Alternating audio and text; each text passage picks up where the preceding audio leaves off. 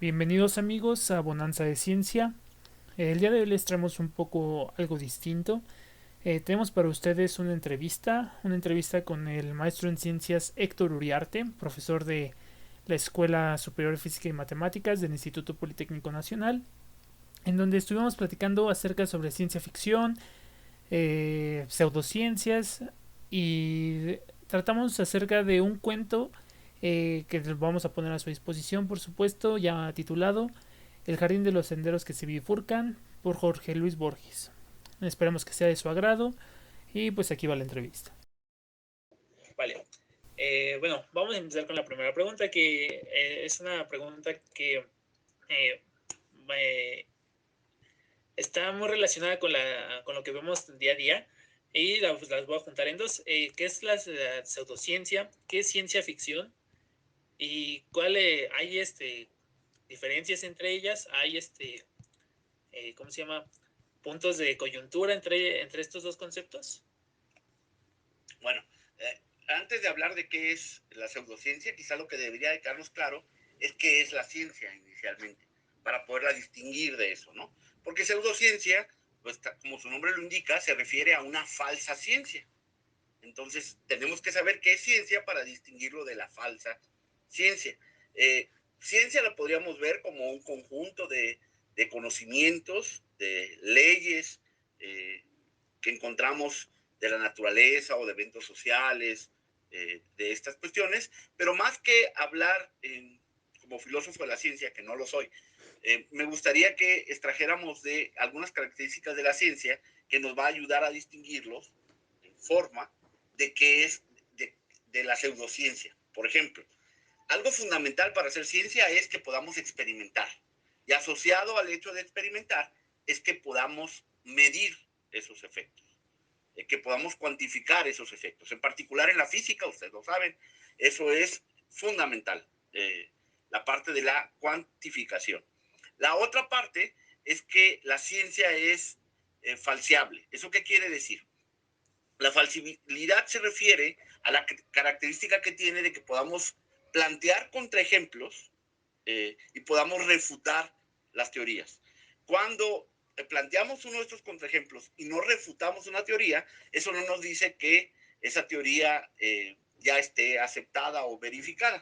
Realmente en la ciencia la parte fundamental no es que verifiquemos que las cosas ocurren, aunque a veces así no la enseñan. La parte esencial en la ciencia es que podamos dar contraejemplos y tumbar las teorías en esa dirección, ¿sí? A eso se refiere la falsibilidad. Y finalmente, otra característica fundamental de la ciencia es que sea repetible o reproducible, que otras personas puedan realizar estos experimentos y puedan verificar si llegamos a las mismas conclusiones o no a partir de esta experimentación y de esta medición. Digamos que esas serían las características básicas que yo vería en la ciencia y que no posee esta falsa ciencia, la pseudociencia, en esa dirección. Por ejemplo, la pseudociencia en general está provista de afirmaciones vagas, no forman un conjunto consistente de proposiciones, son poco precisas muchas veces esas afirmaciones y son infalsables. Por ejemplo, una teoría muy en boga en Estados Unidos en contra de la teoría de la evolución, que es el creacionismo, pues postula que todo se dio por creación divina, ¿no? La vida, la creación del universo, eso es lo que se llama el creacionismo. Pero, por ejemplo, no es posible diseñar un experimento que nos diga si eso realmente ocurrió así o no ocurrió así. Es decir, hay una afirmación ahí, pero esa afirmación es infalsable. No podemos diseñar algo para, no para verificar, sino para contradecir y ver qué ocurre en ese sentido. Y la pseudociencia, esta falsa ciencia, justamente está plagada de eso. Eh, Ciertamente, el éxito que pudieran tener las pseudociencias, pues es que, por ejemplo, satisfacen necesidades emocionales de las personas que las estudian, a lo mejor satisfacen necesidades espirituales en ese sentido, fantasías a lo mejor de que podamos tener poderes o superpoderes escondidos que surjan de la nada, ¿no? En ese sentido. Y bueno, en muchos de los casos también nos hace sentir pues importantes. Nos hace sentir un poquito el centro del universo y conectarnos cósmicamente con ese universo, ¿no? Y eso yo creo que son de las características básicas del por qué tienen éxito estas pseudociencias. A lo mejor en ciencia tendríamos que trabajar más en esta dirección, que la persona común y corriente, el que no es científico, también pudiera acceder a maravillarse con las cosas de la ciencia, ¿no? En ese sentido. Entonces, ¿qué es la ciencia? Bueno, he platicado algunas de sus características y la pseudociencia pues justamente no posee estas características. No es posible experimentar, no es posible medir y cuantificar y sobre todo la característica fundamental, la falsabilidad que les decía, que es un concepto básico en esa dirección. Por otro lado, la ciencia ficción que mencionan, bueno, pues la ciencia ficción es un género literario, ¿no? Compuesto de cuentos, de historias, que estudian un poquito, motivados un poquito sobre el impacto que puedan tener, pues, los avances científicos, los avances tecnológicos, los avances sociales incluso, sobre los individuos o sobre la sociedad en conjunto. Pero digamos, es un poquito explorar, fantasear un poquito sobre qué es lo que está pasando ahí. Obviamente, así inició esto hace muchísimos años, hace algunos siglos. Por ejemplo, gente como Isaac Asimov o Carl Sagan proponen que el primer realmente novela de ciencia ficción es una que escribió el mismo Kepler, que se llama Somnium, que fue escrito por ahí a finales del siglo XVII, donde habla de un habitante, un viajero que está en la luna, aunque en el fondo lo que estaba detrás de esa novela era la inquietud de Kepler sobre cómo se observaría el movimiento de la Tierra desde la Luna, ¿no? Pero bueno, uno puede fantasear un poquito y escribir algo en esa dirección. Otro cuento muy famoso, que seguramente todos hemos escuchado de él, pues es el de Frankenstein, ¿no? De Mary Shelley, donde justamente hay una figura científica, el doctor Frankenstein, que va a reconstruir de muchos cuerpos a una nueva persona, ¿no? Usando los conocimientos científicos que él tiene en ese momento, ¿no? Y bueno, tiene justamente estas características. ¿Qué implicaciones sociales, qué implicaciones como individuo tendría si fuéramos capaces de, a partir de la ciencia, producir vida, ¿no? Es lo que está en el fondo de esta muy brillante novela y muy bien escrita en esa dirección. Pero bueno, sí hay que distinguir que la ciencia ficción no es ciencia y tampoco es pseudociencia. Me preguntaban sobre la diferencia, digamos, que podría haber en estos y las relaciones entre estas. Bueno, hay algo bien claro entre pseudociencia, que distingue entre pseudociencia y ciencia ficción, y que es el objetivo. La ciencia ficción como género literario, no hablé de eso, pero el género literario también ha influido en otras artes, ¿no? Por ejemplo, en el cine, está el género de ciencia ficción en el cine, en las historietas, incluso en la televisión, ¿no? Tenemos series de ciencia ficción, ¿no? Pero inició originalmente como un género literario que se ha expandido a otras áreas, ¿no? Incluso en la pintura, podríamos hablar de pinturas que tendrían que ver con ciencia ficción de alguna manera, un poco más abstracto. Pero bueno, ¿cómo distinguir? ¿Por qué no son iguales ciencia ficción y pseudociencia? Los objetivos son muy distintos. Mientras que en la ciencia ficción su objetivo es de alguna manera entretener o en el mejor de los casos motivar la discusión y las ideas en torno a estos impactos, la pseudociencia aparece siempre como la explicación o la solución a un conflicto, ¿no? En este sentido, ¿no? Entonces eso lo hace pues muy distinto. Los objetivos son realmente muy distintos, aunque pudieran aparecer en los mismos medios, ¿no? En el cine, en el arte y esto, ¿no? Entonces yo creo que la ciencia ficción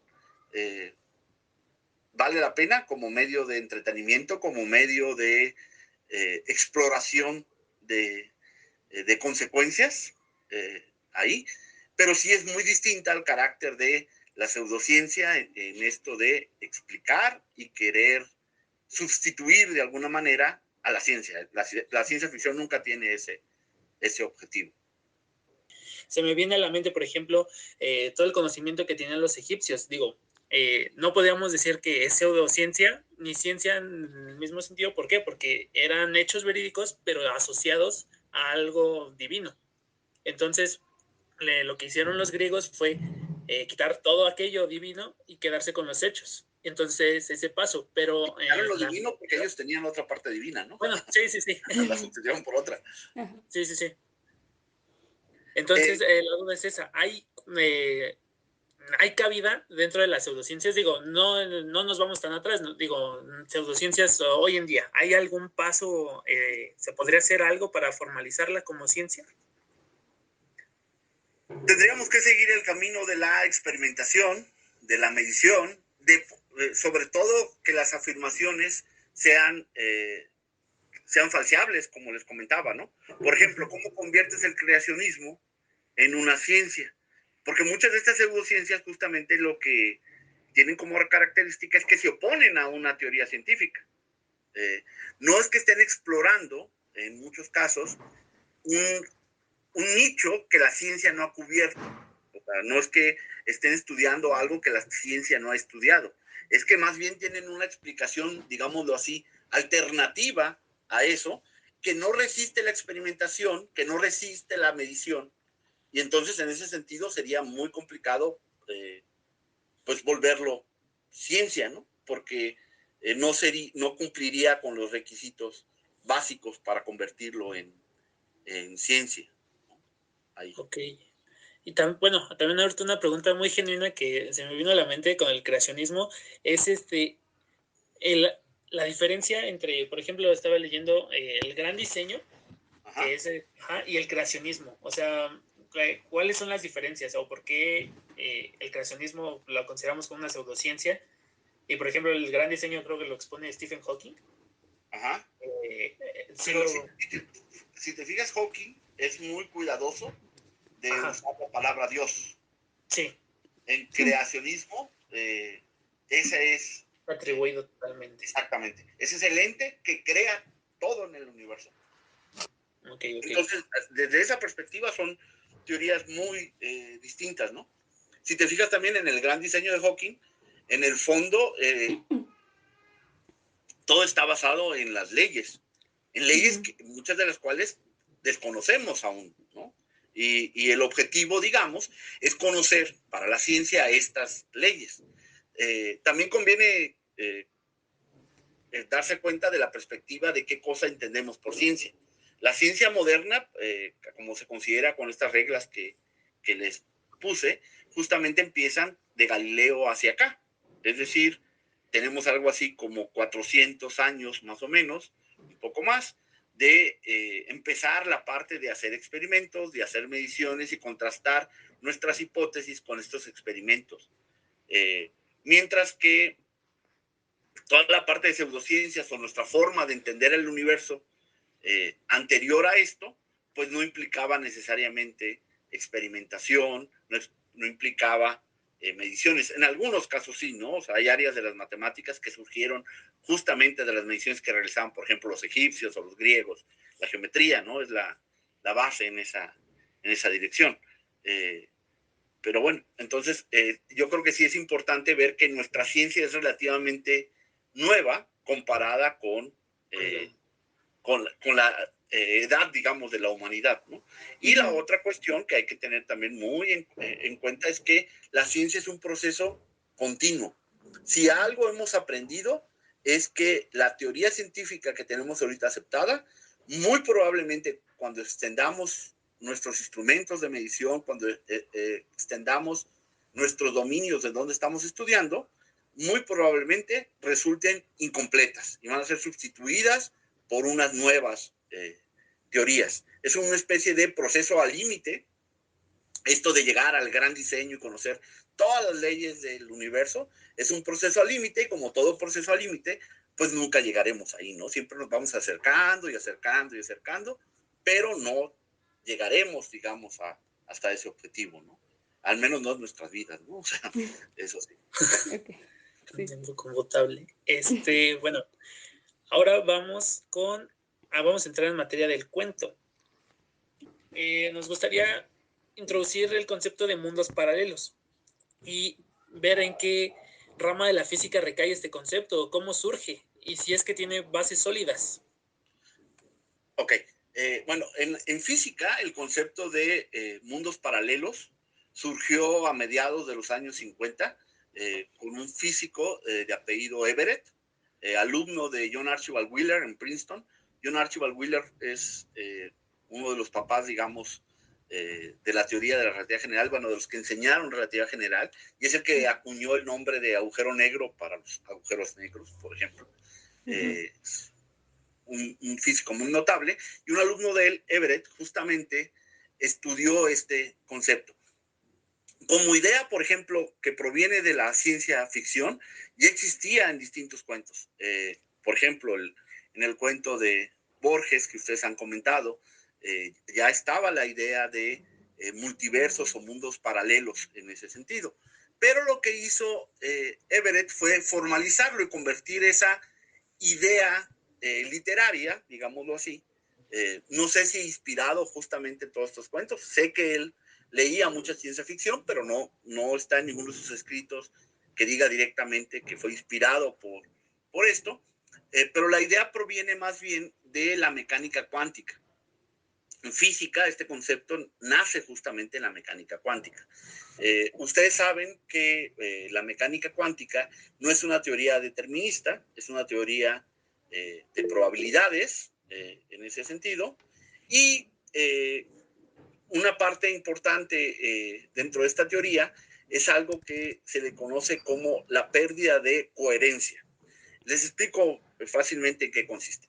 Piensen en el modelo del átomo de hidrógeno, de Bohr, por ejemplo, con los niveles de energía. Y piensen que tenemos al átomo en el nivel de n igual a 3 de energía. Y entonces todos sabemos que tarde que temprano ese átomo se va a desexcitar porque está en un estado excitado y entonces se va a desexcitar.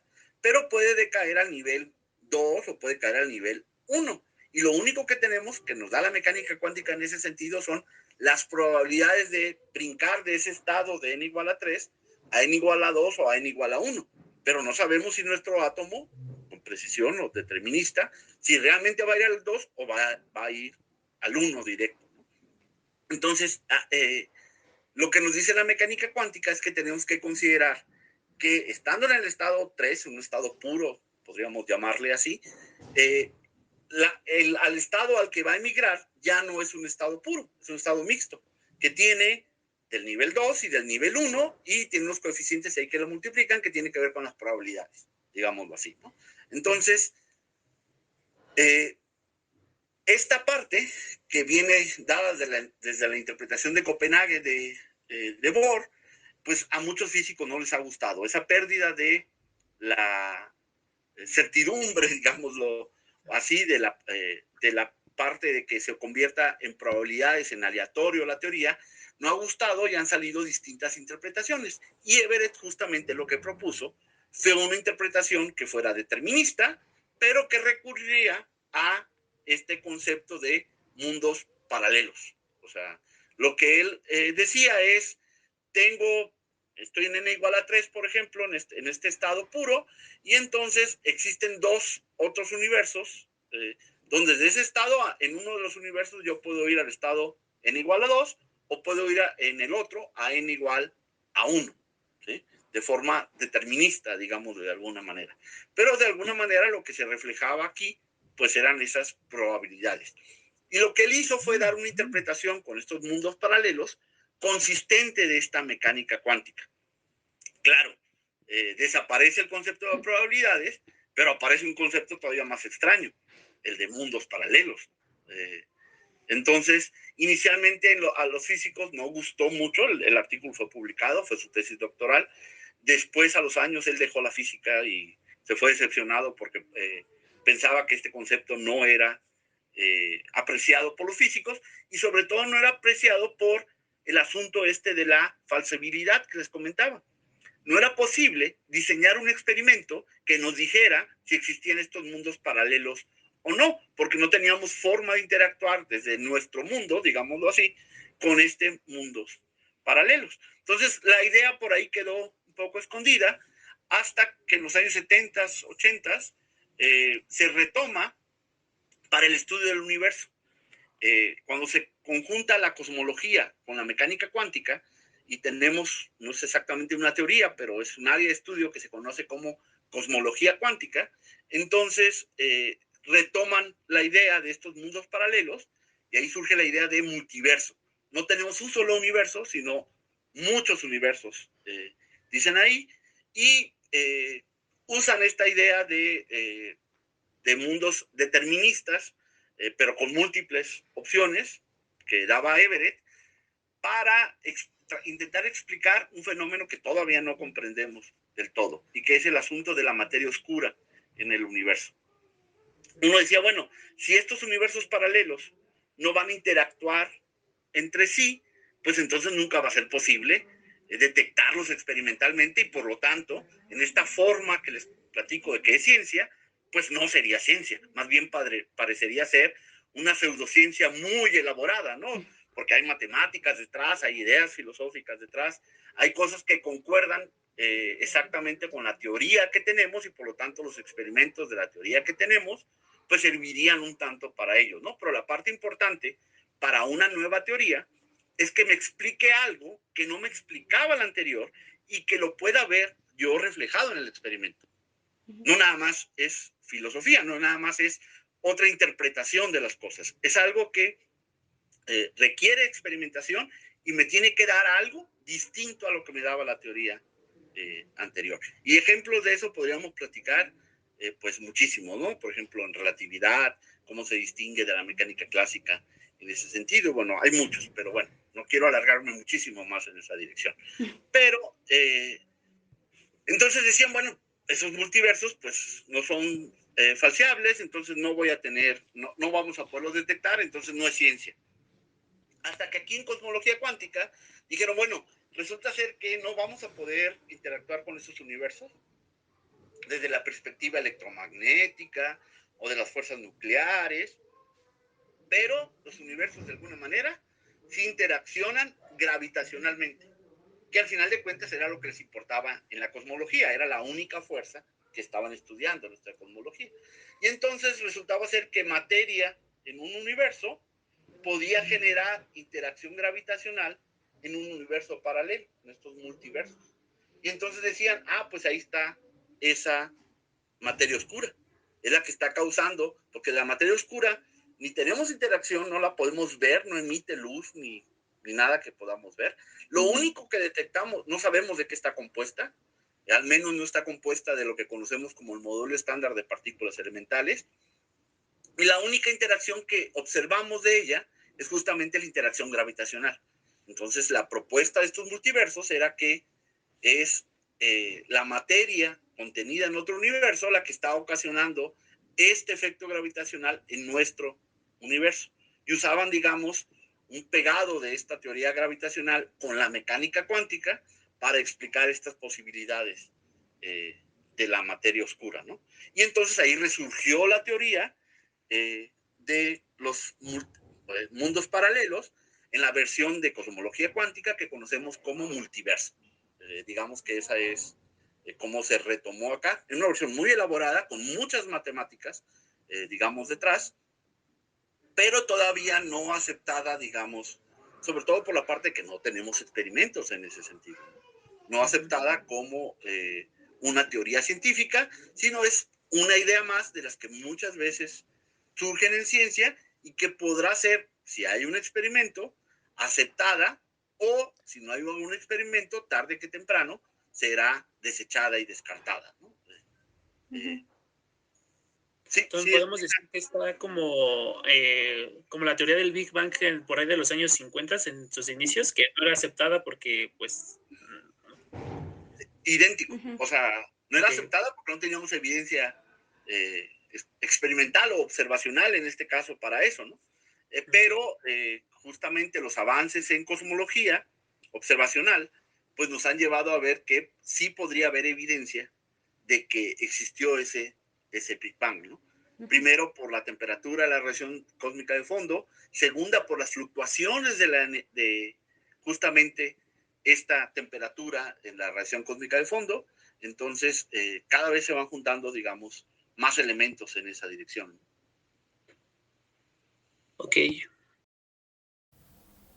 La pregunta que quisiéramos hacerle es si puede la ciencia ficción dar paso a las ideas de desarrollo de nueva ciencia. O sea, ¿podríamos partir de algo, pues, así a tener algo en concreto? Yo creo que a nivel de motivación, la ciencia ficción es importante para poder inducir nueva ciencia. Dentro de esas fantasías podrían surgir ideas que después podríamos concretar, digamos, o ligar, como esto que platicábamos de los universos paralelos, por ejemplo, podría ser. No, también hay que tener claro, la ciencia ficción no es una teoría científica, no tiene por objetivos hacer nueva ciencia, pero yo creo que el tener mucha creatividad e imaginación en estas cosas sí permite que podamos explorar otros mundos y podría dar origen a esta ciencia. Hasta el momento no podría ponerles un ejemplo concreto de que la fantasía de un escritor conllevó a la elaboración de una teoría científica completa ahí. Sin embargo, sí hay ejemplos de, por ejemplo, términos que ahora usamos en la ciencia que surgieron originalmente en ciencia ficción. Por ejemplo, el término de robot, que ahora es muy común en ingeniería, por ejemplo, y mucha gente se dedica a los robots y a la robótica, surgió originalmente en novelas de ciencia ficción. Entonces, por ejemplo, esas son algunas cosas que sí vienen ahí. En física ya se empieza a hablar del hiperespacio, por ejemplo, y ese concepto surgió en la ciencia ficción.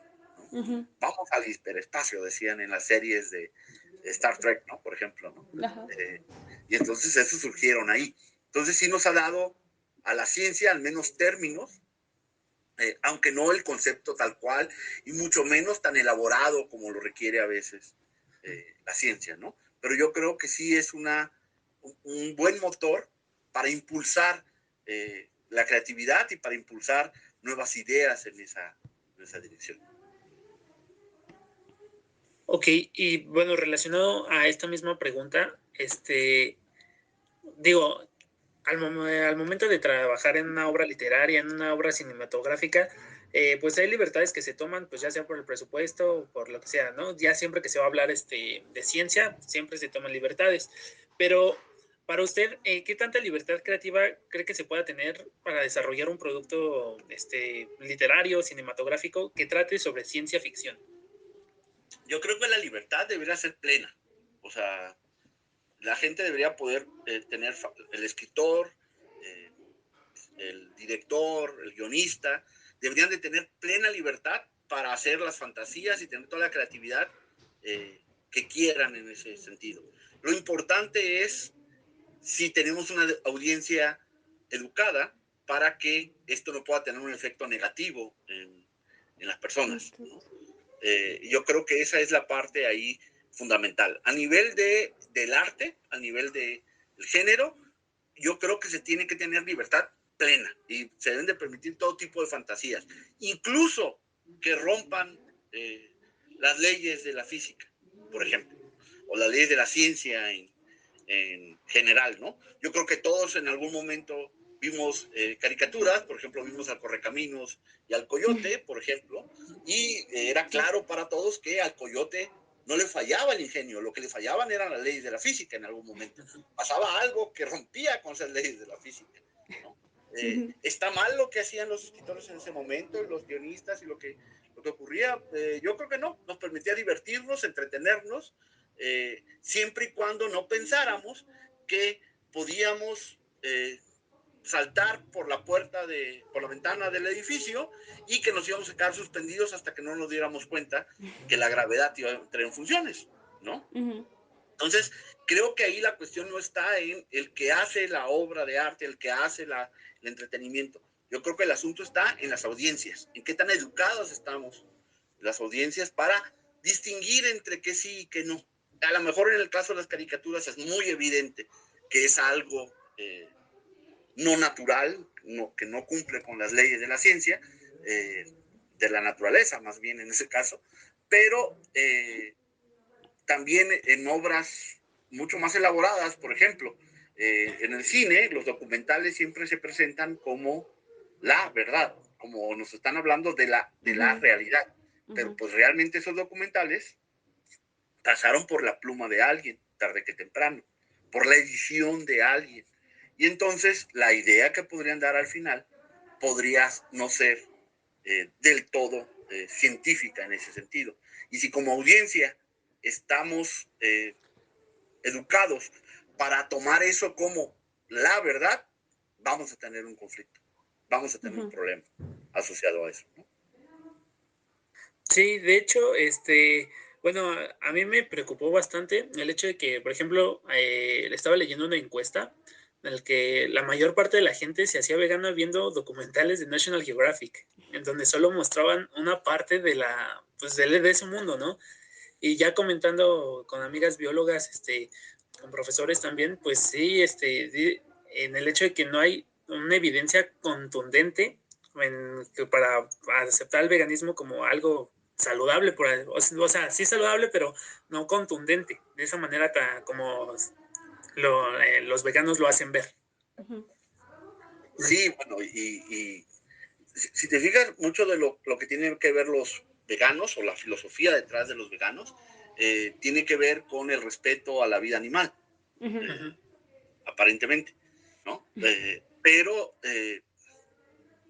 yo creo que tendríamos que estudiar más a fondo el problema de la alimentación, el problema del crecimiento de la población de los humanos y pues mecanismos que tengamos para alimentarnos sanamente en ese sentido, ¿no? No puedes quitar las proteínas animales así porque sí, cuando como humanos pues tenemos miles de años con una alimentación en esa dirección. ¿Qué consecuencias van a tener esto en la salud? Puede ser un problema. Hay estudios también en esa dirección que, por ejemplo, indican que un caso muy particular, tratamientos de cáncer con radioterapia, por ejemplo, se ven muy afectados las personas veganas o vegetarianas en ese sentido, a diferencia de los que sí consumen proteína animal. Entonces, hay estudios comparativos donde es muy distinto cómo se recibe el tratamiento, cómo reacciona el organismo en esa dirección.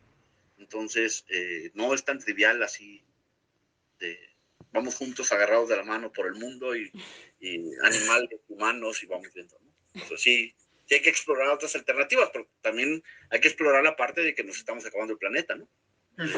También esa parte hay que analizarla. Y para eso sirve la ciencia. Justamente. Exactamente. Pues, ok, pues bueno, profe, una gran parte de la comunidad estudiantil toma como motivación o como aliento a la ciencia ficción, precisamente como comentábamos, una de sus motivaciones es alentar para estudiar una carrera científica. Pero pues en la mayoría de las obras cinematográficas, literarias, solamente se muestra una parte del, como lo romántico de la ciencia, ¿no? No muestran lo que realmente cuesta hacerlo de verdad. ¿Considera que estos medios literarios tengan que ser un poco más responsables con esa parte? Pues, ¿cómo también deberían tener cierta responsabilidad de informar un poco más precisamente cómo es la ciencia? No sé si me explico. Sí. Me gustaría decir que sí, que sí son responsables socialmente, digamos, de educar en estas novelas, en películas, y por lo tanto mostrar un tanto más realista la forma en que se desempeña o se hace ciencia, pero eso iría justamente en contra de la opinión que di hace un momento de la libertad plena ahí. Yo creo que no es su papel es entretener y en el mejor caso de los casos explorar otro tipo de fantasías. Yo creo que nos corresponde a los científicos, a los educadores, a los profesores, mostrar que pues va a conllevar esfuerzo, que no es sentado una noche que se le ocurrió a uno una genialidad y pudo realizarla y eso fue el avance científico, sino que es el trabajo duro, el estar ahí sentado, trabajando por horas, lo que hace esto. Y ojo, no solamente en la ciencia, para ser un gran pianista, para ser un gran pintor, se requieren muchísimas horas de entrenamiento, muchísima disciplina y mucho trabajo en ese sentido. Yo creo que tiene que ver más con la educación, que nos estamos convirtiendo un poquito en, dado que hoy comunicarnos se nos hace muy fácil, dado que hoy viajar se nos hace muy fácil, estamos pensando que todo tiene que ser fácil y no es así, porque justamente para que viajar se nos hiciera más fácil, se tuvo que construir un avión y hay mucha ingeniería detrás, mucha ciencia detrás y muchas horas de trabajo para que eso pudiera ocurrir, para que a los usuarios finales eso se nos facilite, para que hoy nos podamos comunicar fácilmente con el internet, por un teléfono, con una computadora. Hubo muchísimas horas de trabajo, muchísimos experimentos fallidos, mucha tecnología desechada antes, de que ahora con un botón podamos vernos y hablar virtualmente en tiempo real para eso. Y hubo mucho trabajo detrás de eso, ¿no? Para que hoy escuchemos un disco trivialmente, pues hubo mucha gente que tuvo que prepararse como músicos para que eso ocurriera. Entonces estamos perdiendo el sentido, queremos todo lo fácil y rápido, y estamos perdiendo el sentido de que para avanzar es indispensable el trabajo duro y que va a haber muchas horas de dedicación. O sea, llámese en ciencia, que obviamente ocurre, llámese en ingeniería, en medicina, pues en todo, ¿no? En cualquier arte, va a haber muchísimas horas ahí. Y yo creo que sí estamos perdiendo eso como un gran valor para enseñarles a las nuevas generaciones. El trabajo duro, yo creo que es por ahí.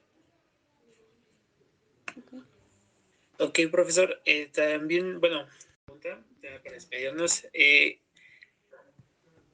bueno, basándonos dentro de nuestra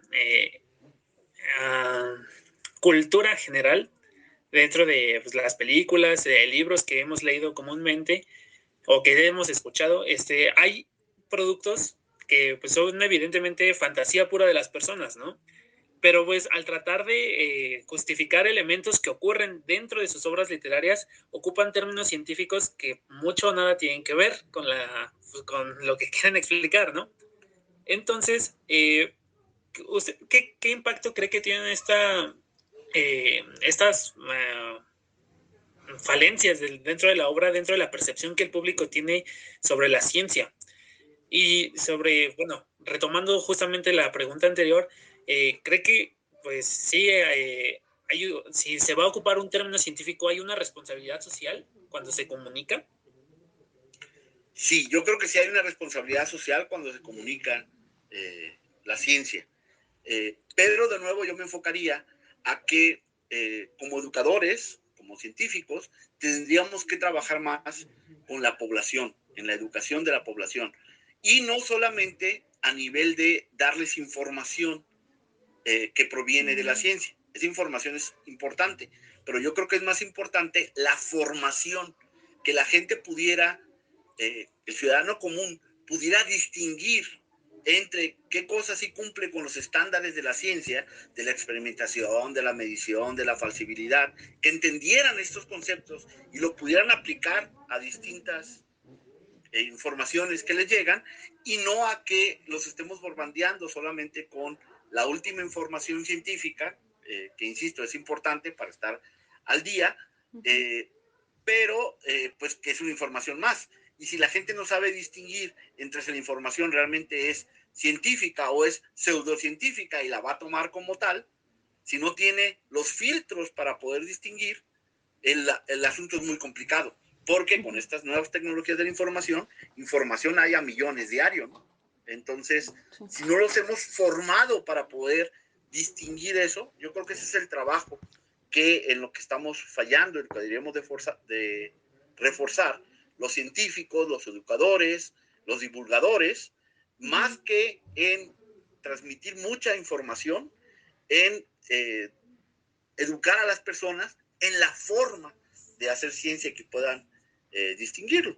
En los comentarios con ustedes, por ejemplo, he escuchado que ustedes ya tienen una formación que les permite justamente distinguir entre eso, que no se esperan a que vean un artículo que apareció en Nature, por ejemplo, que diga que los reportajes del National Geographic sobre veganos, pues como que está medio raro el asunto, ¿no? O sea, ya tienen ustedes, uno habla de formación crítica, pero realmente sería más en cómo se hace la ciencia.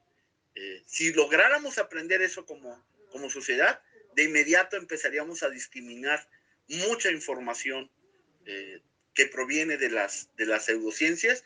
No tendríamos conflicto con la ciencia ficción, podríamos entender que aunque rompa con las leyes de la ciencia, pues a alguien en la cabeza de alguien se le ocurrió que esto podía estar pasando y podríamos divertirnos y entretenernos con eso, ¿no? Que aunque todavía no podemos, a partir de conectar distintas partes de distintos cuerpos de personas, generar vida a partir de un rayo, o sea, que todavía no podemos hacer eso, que sí pudiéramos discutir sobre las implicaciones que tendríamos sobre la generación de vida, ¿no? Así como hemos ya empezado a discutir las implicaciones que tendría el alterar genéticamente los organismos,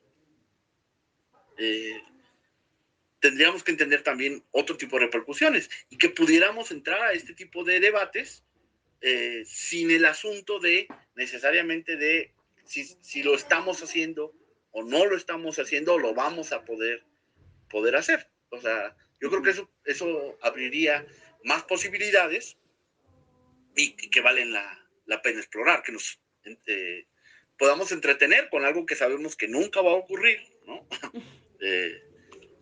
Y que no tengamos un conflicto en esa dirección, o que tengamos que censurar al artista y decir, no se vale que hagas esa película de mundos paralelos donde uno está de cabeza del otro, porque pues rompe con las leyes de la ciencia, ¿no? Cuando detrás de esa película lo que había era una historia de amor, realmente, por ejemplo, ¿no?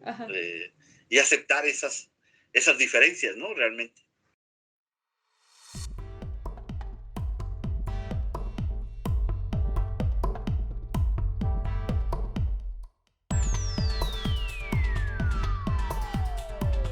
Agradecemos al maestro Héctor por su tiempo y sus palabras, y para nuestro público esperamos que esto haya sido de su agrado, que lo haya aprovechado y que renueve nuestra actitud crítica hacia lo que nos rodea día a día. Muchas gracias por escucharnos y los invitamos a seguirnos en nuestras redes sociales, Facebook, Twitter y YouTube. De parte del equipo de Bonanza de Ciencia les deseamos éxito en todos sus proyectos. Muchas gracias por escucharnos.